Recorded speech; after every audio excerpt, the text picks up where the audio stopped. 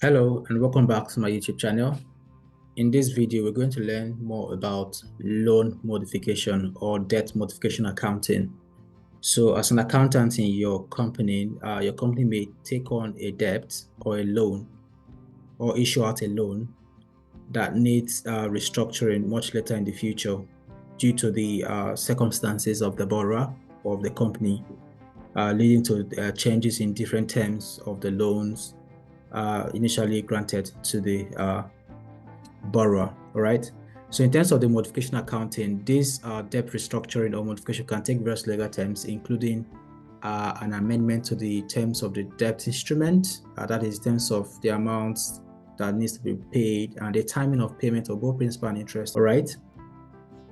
Also, it can also be in the form of a notional repayment of existing debt with immediate relending of the same or a different amount with the same counterparty. So to determine if this debt modification is a substantial one or a non-substantial one, we do perform two kind of tests. First being the qualitative test, where you assess for significant change in terms and conditions, such as that may require an immediate derecognition of the loan. For example, if there is a change in the debt currency or the loan currency, that could be a sign of a substantial modification from a qualitative perspective. Or the other part, which is the quantitative test. So this test is the way you assess the net present value of the cash flows under the new terms, that which is then discounted at the original effective interest rates, which is the AIR. And if the gain or loss or the change compared to the old carrying amount of the loan is less than 10%, right? So we can say that that modification is not a substantial one, but if it's above 10%, then it becomes a substantial loan modification, and there's an accounting implication for both aspects. All right, having gone through the preamble, we're going to look more in details into the loan modification and how this is done using Excel. All right, so turn to me to the next tab on my spreadsheet. So I've built a structure of what we need to do to determine if the loan modification is substantial or not, and what is the modification gain or loss on the loan, and ultimately what is the accounting interest to pass based on our calculation. So you can see I have two boxes. Box A that has the old terms of the loan, and box B that have the new terms of the loan. Box B shows what have changed from the old one. So on the old terms of the loan, box A has the initial loan disbursed of £6.5 million. Disbursement date was on the 20th of March 2020 and has maturity due date of 20th of September 2021. So as at the date of modification, the outstanding loan balance was 5.7 million. So which means it hasn't really gone far into the repayment of the old terms. Based on that same loan, the AIR for this loan is 4%. Yeah. And the original terms of the loan was for 18 months, right?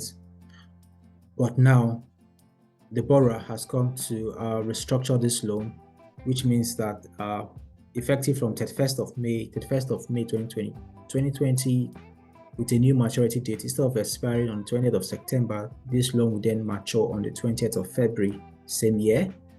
The new tenure has dropped from 18 months now to 9 months, but the borrower will be given a moratorium of both interest and principal repayment, which means that for the next 5 months, starting from May 2020, the borrower will be asked not to repay principal and interest for that 5 months. Then afterwards, repayment can be made on the loan balance. All right. So now we have 3 easy steps to determine how to calculate the modified or modification gain or loss on this loan that has been restructured. And let's start from the standard says that the gross carrying amount of the financial asset shall be calculated or recalculated as the present value of the renegotiated or modified contractual cash flows that are discounted at the financial asset original effective interest rates, or when applicable, the revised effective interest rate. Right, so we've got the new repayment schedule that has from the date of modification up to the point of repayment on maturity, the days in between these dates, and of course the cumulative dates the outstanding balance, and the 5-month moratorium period of no payment of interest and principal. And after the 5th month, the principal gets repaid up until maturity, till the loan balance turns to 0. This is the principal repayment element, and this is the interest element of the repayment. So our total repayment will simply be the principal portion. Let's start from here. The principal portion and the interest portion. So I can drag down for this calculation and do similar thing here. All right, fine. So the next part of the standard says that based on this cash flow, we're going to discount it using the effective interest rate, which is now the next column. So on this column, we're going to determine what is the DCF that we use to discount this cash flows. All right. So our formula to calculate the DCF factor is the formula we have in here, which says that 1 plus EIR raised to the power of negative cumulative days divided by 365. All right, to give us our DCF factor. So I'll replicate this now, equals to, open my bracket, 1 plus the EIR we're told is 4% at the top.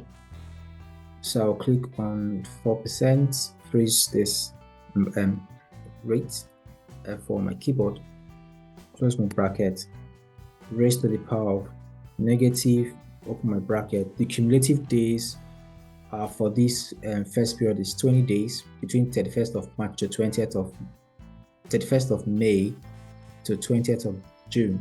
It's 20 days in between. So I'll pick the 20 days cumulative days divided by 365. Close my bracket. So I have my first discount factor to be 0.9979, right? So since we have this formula and our EIR rate is fixed, I can easily drag down to compute for the rest period. Right, so I can bring back my borders. So I've calculated my discounted factor for the various periods.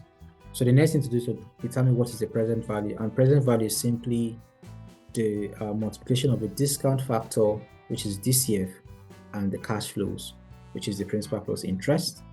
So I'll simply do this equals to DCF amount times the discount factor, this times discount factor. I can drag down.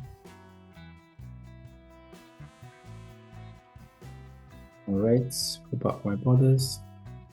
So you can see that we have discounted this amount to determine what the present value is. So sum of present value is simply the addition of everything in here. Sum. So we've got £5.779 million, and we can see that based on the new terms of the loan, the borrower is given a 5-month moratorium not to repay principal and interest, and then after 5 months, both principal and interest will then be repaid. Mind you, interest that has been deferred into the future will then be paid cumulatively. That's what you have for the first repayment time. You have a 109,000 compared to the rest period because of the cumulative days of 173, which the borrower has not repaid on this loan. All right.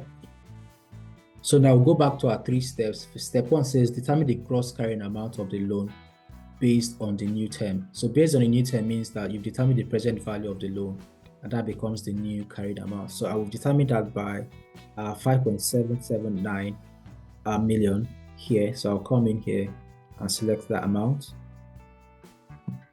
So this becomes the value for step 1. All right. So we'll go down to step 2 that says now determine the modification gain or loss. So the modification gain or loss is determined based on the carrying amount of the old loan and less the present value of the new loan. So our carrying amount of the old loan is equals to what we have as at the restructuring date, which is this 5.777.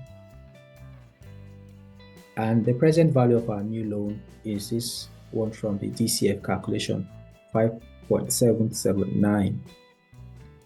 All right, then the modification gain or loss is if the present value of the cash flows is higher than the original carrying amount of the old loan, then you have a gain. otherwise you have a loss. All right, so I'll do this equals to the present value amount less the old carrying amount. So we can see that from our calculation, there's a gain of £1,614 gain from this loan restructuring. The next thing is to then perform the 10% test. And we said that if the gain or loss on the old amount is calculated on the old amount is less than 10%, modifications on the loan is not substantial. But if it's above 10%, then it's substantial. So to do that, we say equals to the modification gain divided by the old carrying amount of the loan. Press the enter key. So we have 0.03%, which means that this modification on this loan is not a substantial one. All right, so that's the conclusion we have in here. Then what is the accounting entry for these 1,614? So because it's a gain, we're going to increase the value of our assets in our statement of financial position, SOFP, by 1,614 and recognize the gain in our income statement. All right, so thank you very much. We've come to the end of this video. See you in my next video. Bye.